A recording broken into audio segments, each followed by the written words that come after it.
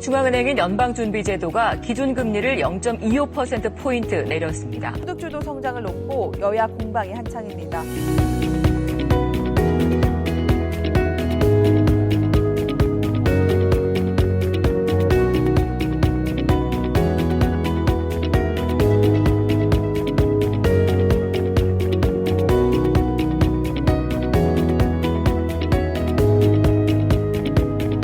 국내 주요 연구기관들도 다 반등한다고 얘기하는데 도대체 누가 위기라고 이야기하는 건가?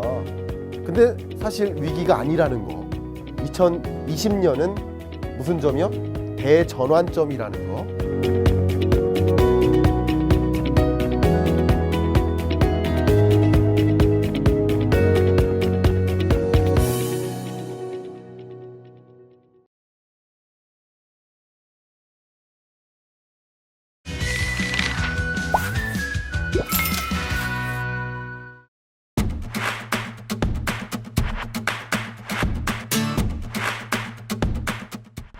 안녕하세요. 전국에 계신 경할몬 여러분, 경제 읽어주는 남자 김광석입니다. 반갑습니다. 감사합니다. 먼저 많은 분들께서 또 신청해 주셨는데 이 방송 보고 계신 분들 중에 또 못 오신 분들도 계세요. 이제 자리가 충분하지 못해서 못 오신 분들께 좀 먼저 죄송하다는 말씀 드리고요. 100회 특집 이 자리에 또 와주신 분들께 대단히 감사하다는 말씀을 먼저 또 전해드립니다. 강연에 앞서서 뭐 짧게나마 그래도 소감을 말씀드리는 게 맞지 않을까 생각이 돼서 말씀을 드려보면 첫 번째는 우선 경제 읽어준 남자 100회 특집 쉬운 일은 아니었다. 굉장히 어려운 일이었다. 저 스스로도 되게 굉장히 감회가 새롭고요. 어쨌든 매주 하나의 보고서를 여러분들께 구두로 발표하는 그런 컨셉이기 때문에 이게 쉬운 일은 아니었는데 또 어쨌든 해냈다라는 이제 그런 생각이 들고요. 두 번째는 또 많은 이제 중간에 많은 고민들도 했었지만 어쨌든 이제 의지를 갖고 계속 100회 이상으로 이렇게 달려오게 된 그 배경에는 또 많은 우리 경할몬 여러분들께서 계속 응원해 주셨기 때문에 그랬다. 그리고 물론 유튜브에는 좀 댓글이 차단되어 있지만 많은 분들이 또 제 블로그로 넘어오셔서 질문도 많이 해주시고 하셔서 계속 소통을 하고 있는데 굉장히 즐겁게 살아가고 있다. 그 말씀 드리고요. 한 가지 뭐 드릴 말씀이 굉장히 많지만 또 짧은 시간 안에 말씀을 드려야 되니까 한 가지만 더 말씀드리면 이제 2년 정도가 되니까 취업을 준비하던 이 청년들이 경제를 공부하기 위해서 이제 경제 읽어주는 남자를 시청하고 계신데 대학교에서 수업을 진행하면 몇십 명한테 강의를 하지만 우리 경제 읽어주는 남자로 수업을 하면 말 그대로 몇만 명, 몇십만 명 앞에서 강의를 하고 있는 게 아닌가, 더 많은 파급 영향이 있지 않나 하는 그런 마음으로 강의를 하고 있는데요. 또 취업을 준비하던 청년들이 어느덧 정말 굵직한 주요 회사, 주요 공공기관, 또 주요 어떤 공사에 취업을 해가지고 오히려 저를 강연 섭외를 하려고 전화를 하더라고요. 그럴 때마다 보람되고 행복한 그런 감정도 느낍니다. 이게 제 소감이었습니다. 예, 박수 한번 쳐주세요. 네, 감사합니다. 자, 이러면 오늘 100회 특집 여러분께 준비한 그 주제는 여러분이 기대하시는 2020년 부동산 시장 동향 이야기를 전개해 보도록 하겠습니다. 가정은 아파트 매매 가격을 중심으로이고요. 조금 더 이 부동산 시장 동향은 여러분이 앉아 계시는 수많은 분들이 부동산 가격 지표가 다 따로따로 움직여요. 이 방송을 보고 계신 여러분들도 아마 그 지표가 전혀 따로따로 움직이기 때문에 제가 말씀드리는 주로 평균 아파트 매매 가격의 이야기가 나의 삶과는 감이 안 오는 경우도 있을 겁니다. 그러나 제가 여러분 앞에서 한 명 한 명 앞에서 강의하는 게 아니기 때문에 그것을 감안하고 평균 주택 매매 가격, 특히 아파트 매매 가격을 중심으로 이야기를 전개해 보도록 하겠습니다. 제가 얼마 전에 이런 칼럼을 썼습니다. 부동산 가격은 시장에 맡겨야. 주택시장 안정화가 우선인가, 경제 회복이 우선인가. 그냥 지금 현재 경제를 놓고 보면 우리 경제가 안 좋아요. 굉장히 어렵게 전개되는데 특히 안 좋은 게 건설 투자, 설비 투자예요. 이렇게 어려운 마당에 건설 투자를 더 회복을 어렵게 만드는 한국은행 전망에도 설비 투자도 플러스로 전환되고 수출도 플러스로 전환되는데 건설 투자는 여전히 2020년에도 마이너스로 전망하고 있습니다. 아마 경익남 보신 분들은 아실 겁니다. 그런 마당에 주택 시장을 지금 잡기 위해서 노력하는 게 맞나? 지금은 어쨌든 경기 부양에 초점을 두는 게 더 중요하지 않나? 주택 시장을 잡으려는 노력, 분양가 상한제를 도입하는 이런 노력들은 건설사들의 공급 의지를 차단하거든요.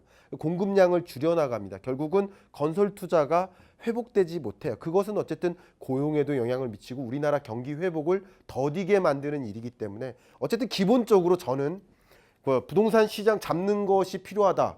그것도 중요할 수 있어요. 주택 시장 안정화 중요해요. 어쩌면 우리나라 국민의 반에게는 중요하고 반에게는 싫어하는 걸 수도 있겠지만 어쨌든 그게 중요하다면 중요할 수 있지만 그거보다 경기 회복이 더 중요할까라는 의문에서 지금은 어쨌든 주택 시장을 옥죄는 그런 어떤 잡기 위한 노력보다는 조금은 경기 활성화에 초점을 두는 건설 투자가 더 진작되는 방향으로 움직여야 되지 않을까 그런 생각을 좀 전해본 바가 있습니다. 특히 어떤 표현을 했었냐면 잡으려 한다고 잡히지 않는다 라는 겁니다.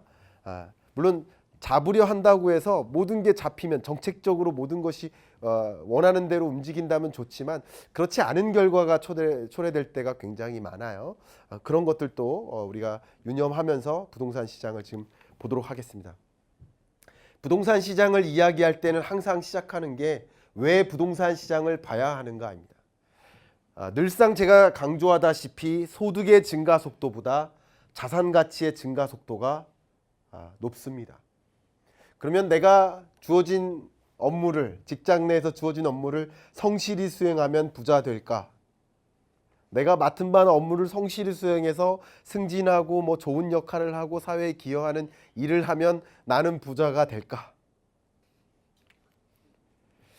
내가 1년 동안 2천만 원 모았어요. 3천만 원 모았어요. 나 조금 부자 됐어. 그러는 동안 집 가격은 1억 오르고 2억 오르고 3억 오르면 상대적인 빈곤도는 더 높아진 거 아닙니까? 제가 항상 말씀드린 게 경제는 상대적으로 보라. 내가 2천만 원 모으는 동안 자산 가격이 2억이 올랐다면 나는 더 가난해진 것이다. 그런 관점에서 우리는 부동산 시장을 그냥 멀리 둘 수는 없겠다. 경제를 전망한다, 경제를 들여본다라는 뜻은 다시 말해서 소득의 증가 속도도 보고 자산 가치의 증가 속도도 좀 보는데 그중에 어떤 자산의 가치가 더 많이 오를까를 지켜보는 거거든요. 적정한 시점에는 높게 형성될 그 자산 가치에 내가 투자적인 액션을 취할 필요가 있지 않을까. 어쩌면 여러분들께서 경제를 공부하기 위한 그 목적 중에 하나가 되지 않을까. 그런 관점에서 우리는 부동산 시장을 들여다봐야 하겠다. 자, 들여다보겠습니다. 제가 2019년 경제 전망을 오마이스쿨에서 발표할 때도 그때는 아마 이때까지의 지표를 놓고 말씀드렸어요. 2019년 경제 전망 책과 오마이스쿨 2019년 경제 전망 유료 강연 둘 다 마찬가지죠. 그래프가 여기까지 있었는데 제가 그때 뭐라고 말씀드렸냐면 아파트 매매 가격이 조정될 가능성이 있다. 근데 까놓고 먼저 말씀드리면 조정됐죠. 왜 그럴까? 근데 물론 제가 여러분들께 그냥 단적인 그 팩트를 말씀드리려면 다 말씀드리기 어려우니까 시간적으로 전세 가격의 조정이 있습니다. 보세요. 2018년 안에 전세 가격이 조정됐죠. 전세 가격이 마이너스죠. 전세 가격이 조정됐으니 매매 가격이 하락할 가능성이 있겠구나. 몇 개월 텀을 두고 그런 생각을 했던 거예요. 왜 그러냐면 중요한 게 2019년 전세 수급 지수가 떨어집니다. 이 얘기는 뭐냐면 이게 위에 있으면 전세 공급이 불충분하다. 다시 말하면 전세난을 얘기해. 전세난. 전셋집 잡기가 하늘의 별 따기. 전세난. 과거에는 전세난이었죠. 그러다가 2019년 18년 들어서 뭘로 바뀌냐면 역전세난으로 바뀌어요. 역전세난. 다시 말하면 세입자 찾기가 하늘의 별 따기. 그러니까 역전세난의 상황에서는 어떻게 되느냐. 역전세난의 상황에서는 세입자들이 없으니까 세입자 찾고 싶으니까 공실이 넘쳐나는데 세입자가 없으니까 집주인이 뭐래요? 투자자들이 뭐해요? 전세 가격을 낮추기 시작해요. 전세 가격을 낮춰도 세입자가 없어요. 없는 건 어떻게 해요? 없어요. 전세 세입자가 없으니 이제 어떻게 합니까? 불안하니까 이 집을 팔죠. 불안할 때 팔아요. 투자자가 팔아요. 이런 현상을 뭐라고 하죠? 제가 경제전망 때 말씀드렸지만 어려운 경제학 용어지만 기억하시는 분? 네, 금매라고 하죠. 웃어주셔야 되는데. 어쨌든 금매가 발생하는 거예요. 금매가. 결국은 전세 가격이 조정되고 매매 가격이 조정되는 그 텀이 발생하는 거예요. 그래서 이제 매매 가격이 조정될 것이다 라고 전망을 했던 거죠. 그러다가 하반기에 회복됩니다. 이 회복되는 경로는 제가 항상 말씀드리지만 한번 따라해 보실까요? 금리와 물가는 역행한다. 너무 많이 강조해서 더 말씀 안 드려도 될 것 같지만 금리와 물가는 역행해요. 근데 2019년 하반기 들어서 미국도 금리를 3차례 인하하고 한국도 금리를 2차례 인하하죠. 금리를 인하하니까 당연히 물가는 올라가기 마련이에요. 올라가는데 그 물가에 해당되는 중요한 자산 가치, 부동산 가치가 올라가는 거예요. 물론 부동산 규제를 통해서 이것을 억누르고는 있지만 회복세가 뚜렷하지는 못하지만 어쨌든 부동산 가격이 올라가는 현상. 여러분, 물은 위에서 아래로 흐르죠? 금리가 떨어지면 부동산 가치는 오르는 거예요. 돈 가지고 부동산 사잖아요? 그럼 돈의 가치가 떨어지면 부동산의 가치는 상대적으로 오르는 거예요. 너무나 자연스러운 현상이다. 그렇기 때문에 오르는 것이다. 제가 지금 모든 것들을 함축적으로 짧게만 말씀드리는 겁니다. 물론 다른 그 배경을 다 설명은 못 드리고 있는 겁니다. 예외적으로 말씀드립니다. 자, 그런데 미분양 주택 추이를 보면 우리 주택 매매 가격을 먼저 전망할 수 있다. 실제로 2016년부터 이 미분양 주택이 수도권을 중심으로 엄청나게 조정돼요. 그러니까 매매 가격이 계속 오른 거예요. 그런데 비수도권의 미분양 주택은 다시 쌓이죠. 그러니까 비수도권의 경우에는 가격이 오르지 않고 떨어지는 현상이 탈동조화 현상이 일어나는 거예요. 근데 최근 들어서 2019년 말 들어서 비수도권의 미분양 주택도 같이 줄어들기 시작하죠. 그런 모습이 보이죠. 자, 이런 것들은 2019년 하반기부터 매매 가격이 상승하는 흐름을 보여주는 그 대표적인 심텀이라는 것을 보여줍니다. 자, 그러면 이제부터 말씀드려 볼게요. 본격적으로. 전세 매매 비율을 보면 특히 기타 지방의 경우에는 계속 올라요. 이게 무슨 말이냐면 전세 매매 비율의 개념을 잠깐 말씀드리면 한 집이 있어요. 이 집의 가격이 예를 들어 1억이에요. 근데 이 집에 전세 살려면 7천만 원이에요. 그럼 전세 매매 비율은 70%. 쉽죠? 네, 70%. 근데 그 전세 매매 비율이 기타 지방은 계속 올라요. 왜 그래요? 집 가격은 상대적으로 떨어지고 전세 가격은 유지되는 모습. 근데 상대적으로 수도권은 이게 떨어지죠. 이제 고점을 찍고 떨어지죠. 전세 매매 비율이 떨어지죠. 전세 가격은 이제 조정되고 매매 가격은 상대적으로 오르는 모습, 탈동조화의 모습이 여기 뚜렷하게 드러나는 거예요. 그렇죠? 자, 근데 이제부터 아파트 매매 가격 지수를 봐도 마찬가지입니다. 수도권의 경우에는 계속 상승하는 흐름을 가져가고 있죠. 이 지표는 100 이상이면 상승이에요. 그런데 지방권의 경우에는 계속 떨어지죠. 이건 또 한 가지 중요한 요인이 제가 긴 시간을 통해서 말씀 못 드리니까 한 가지 요인이 인구의 이동도 있습니다. 인구의 증감도 중요할 텐데 인구의 이동도 매우 중요해요. 결국은 수도권은 그 수요가 뒷받침되기 때문에 그 부분을 지금 말씀드려 볼게요. 재밌습니다, 이 부분. 매수 우위 지수라는 표현이 있어요. 매수 우위 지수. 다시 말하면 매도세가 강할까, 매수세가 강할까. 그러니까 매수 우위 지수가 높으면 뭐냐면 사고자 하는 사람들이 많다는 뜻이에요. 근데 상대적으로 매수세가 수도권의 경우에는 강하죠. 그러니까 사고자 하는 사람들이 계속 뒷받침되는 것이에요. 그런 과정에서 수도권과 지방 간의 탈동조화, 이게 굉장히 중요한 2020년의 부동산 시장 트렌드다라고 말씀드렸죠. 그런 현상이 지속되고 있다. 자, 이제 좀 정리를 해보도록 하겠습니다. 특히 12.16 부동산 대책이 나왔죠. 이 대책에 대해서는 뭐 너무나 자명하게 많이 이야기가 나왔으니까 구체적으로 말씀 안 드리고요. 12.16 부동산 대책이 나왔는데 그 이후에 주택 공급이 어떻게 진행될까? 주택 공급량이 보세요. 줄어듭니다. 제가 이 얘기를 한 거예요. 뭐냐면 분양가 상한제를 도입하면 예를 들면 분양가 상한제를 도입하면 이 아파트 건설사들이 더 공급하려고 할까요? 공급하려고 하지 않아요. 그러니까 분양가 상한제를 적용하면 가격이 잡히는 게 아니라 공급을 하려 하지 않기 때문에 수요는 기본적으로 유지되는데 수도권의 경우 특히 공급량이 없어지니까 가격이 어떻게 되는 겁니까? 올라갈 수밖에 없는 거예요. 공급이 줄어든다는 거죠.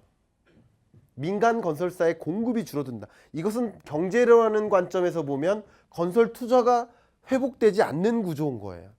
건설 투자가 회복돼야 되는데 회복되지 않는 거죠. 경제에도 악영향을 주면서 결국 주택 가격에 영향을 미치는 것인데 이제 정리를 좀 해보겠습니다.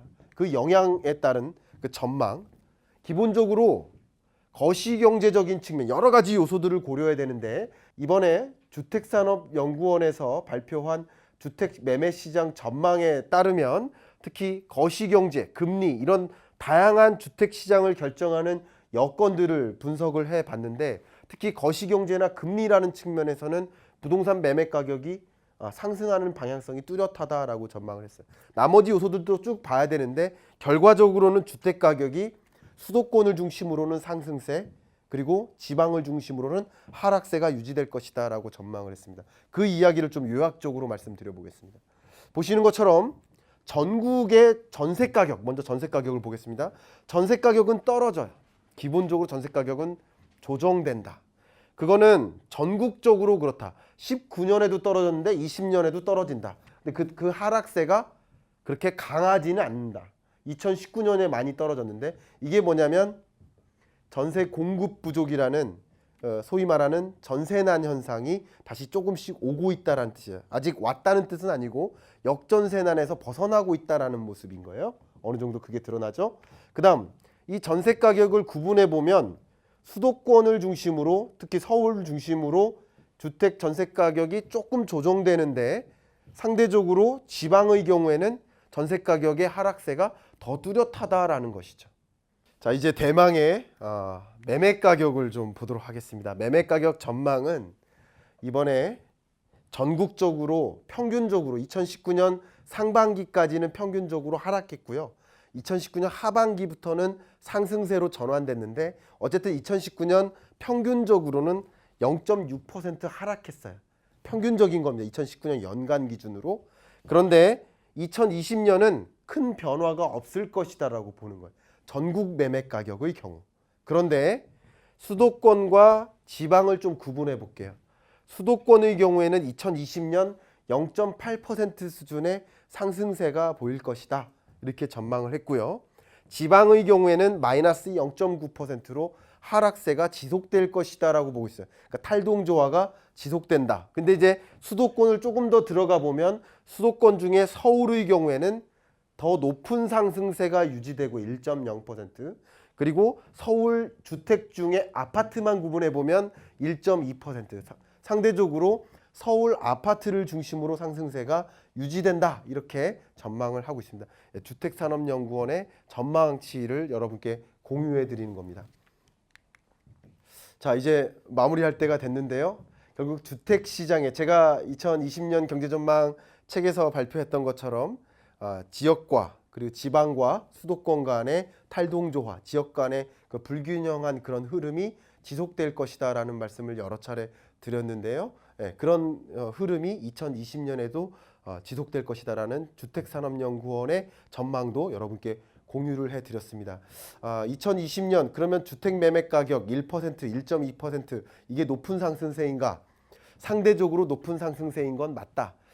상대적으로 상당한 부동산 규제가 집중되고 있는 지금에 그럼에도 불구하고 1에서 1.2% 수준의 매매 가격의 상승세는 그래도 높은 수준이라고 볼 수 있고요. 나머지 지표를 보면 금리도 저물가, 성장률도 저성장, 그렇죠? 물가도 저물가, 뭐 여러 가지가 다 이렇게 저저전데 상대적으로 1%, 1.2% 수준의 주택 매매 가격의 상승세는 상당히 높은 편입니다. 그럼에도 불구하고 여러분이 투자를 옮겨야 되느냐 이런 것은 상당한 이제 퀘스천이 남겨지는 그런 흐름을 지속하고 있다 이렇게 말씀드리겠습니다. 어떻게 좀 도움이 되셨어요? 네, 더 물음표가 더 커지죠. 자, 이상으로 이번 주 경제 읽어주는 남자 마무리하겠습니다. 감사합니다.